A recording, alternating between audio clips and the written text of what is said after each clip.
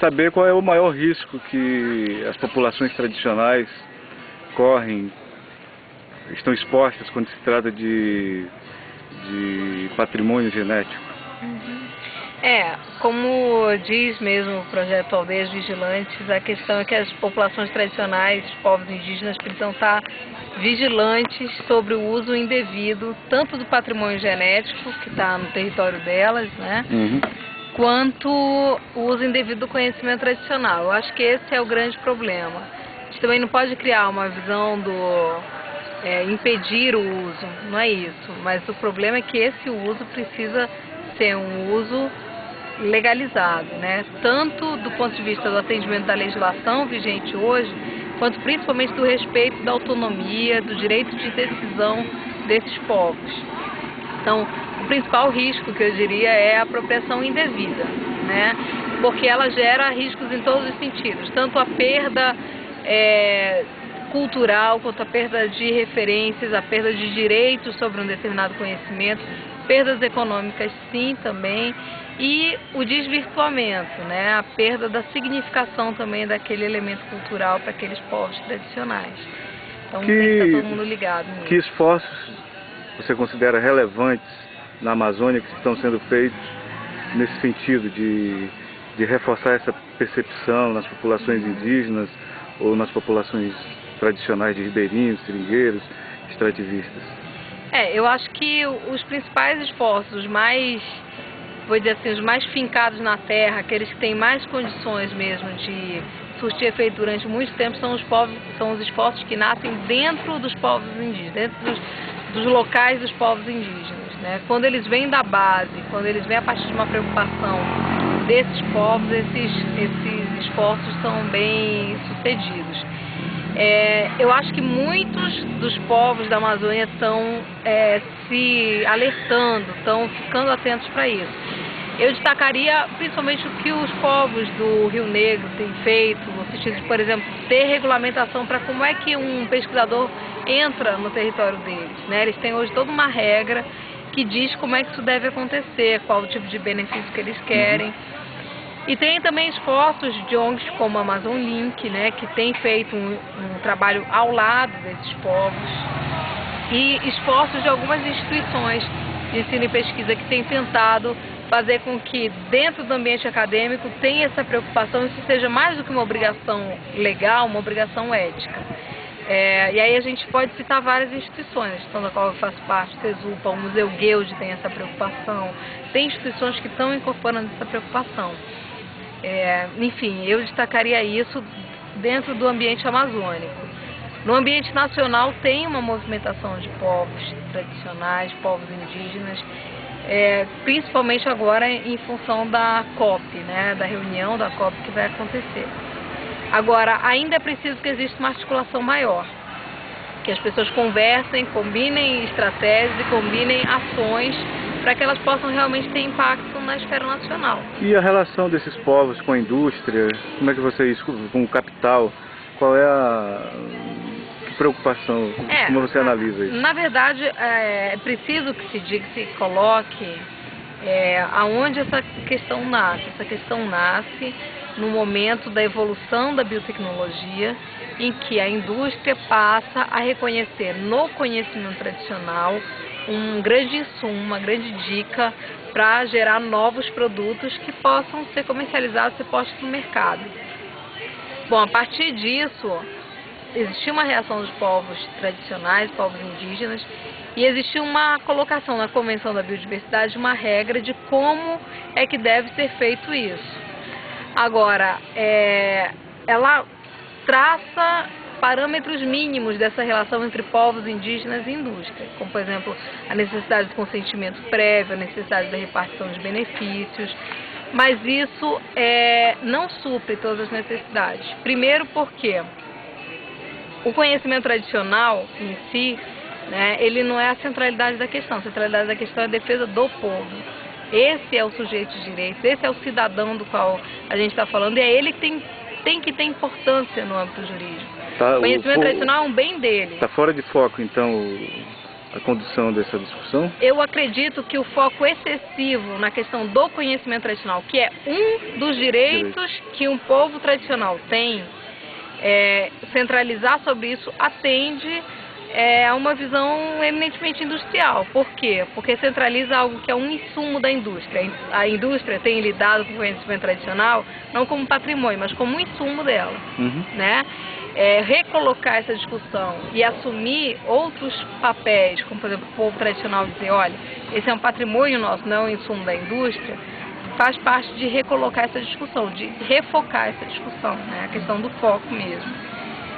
E é uma relação muito desigual, a gente não pode deixar de reconhecer isso. Existem atores com níveis diferentes de poder. A indústria, quando senta com o povo tradicional para negociar, ela está numa posição muito mais favorável, né, do ponto de vista de poderes, de exercício de poderes. Você acha que eventos como esse reforçam essa capacidade de organização, de uma percepção mais realista do dilema que as populações tradicionais e os indígenas enfrentam hoje? Eu acho que com certeza, assim, até eu acho que a gente precisa ter sempre, assim, no dia a dia tem que ter alguma coisa que chame a preocupação dos atores da Amazônia para essa questão. Porque a verdade é que dentre todas as agendas socioambientais da Amazônia, a questão da proteção dos direitos de povos tradicionais tem sido relegada a segundo plano, mesmo dentro da Amazônia.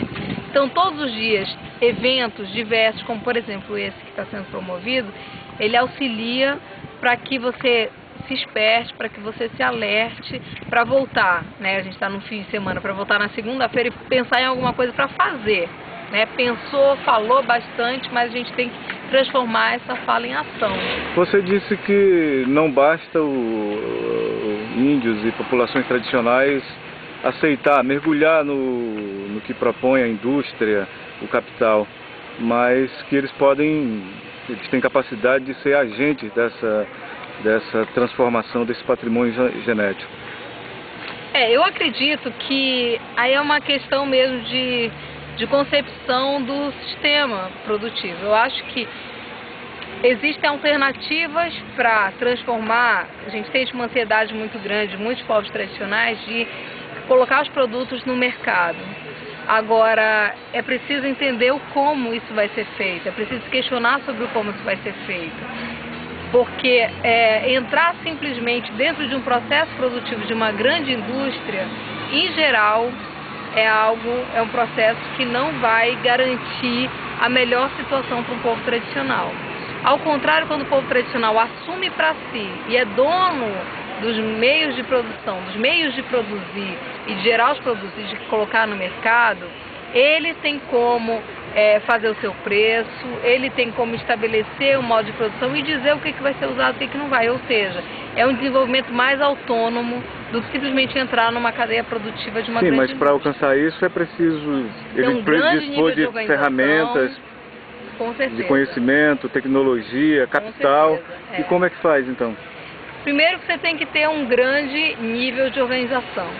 Esse é o principal ponto, para poder, por exemplo, montar uma cooperativa que te permita ter um processo autônomo de produção, né?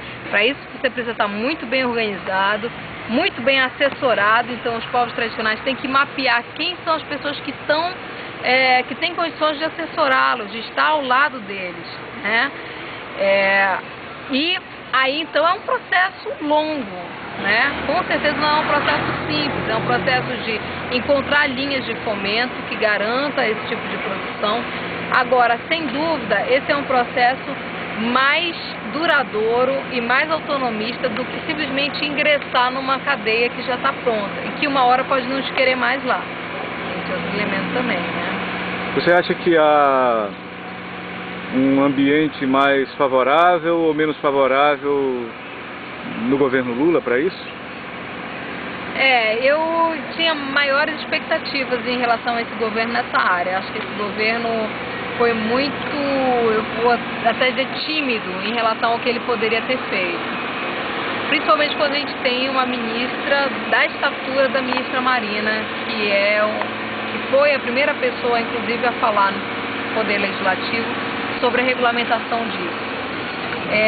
Eu acho que o governo poderia ter feito muito mais, porém as inúmeras alianças que se formaram aí impediram certamente que se caminhasse mais nesse sentido. Eu tenho a esperança e a expectativa de que a gente ainda vai ter ganhos de direitos aí dos povos tradicionais. E como você avalia especificamente esse movimento que existe no Acre, das populações tradicionais, os índios, Chico Mendes, que lição sai daqui do Acre? Eu acho que o Acre é o grande ponto aí de referência de todas as pessoas que trabalham com direitos socioambientais, né?